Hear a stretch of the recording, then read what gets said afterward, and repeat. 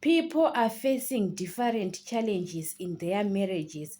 Other people, they are facing a challenges of a child 7 years in marriage, 10 years in marriage, but no one child in their marriages. Other people, they are getting different miscarriages. So it's a big challenge in their marriages than other challenges. Other challenges, you can fix it. Maybe you have got a fight with your wife, maybe your wife doesn't understand. You can fix that issue. But when it becomes of the issue of a child in your marriage, it will force a man to go out and have a child with another woman, or to marry a second wife in your marriage, and it become a problem.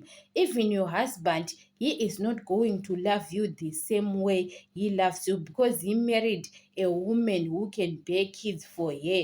Even he doesn't separate you or what, or to leave you, but because he bring another woman in your marriage to have kids, he is going to be more attached to that woman more than you. So it's a big challenge. You know that the devil can find the way you to separate, because people, they can say we have kids after the marriage, we married everything, but now the devil is not happy because you are doing all the process, and now the challenge is kids.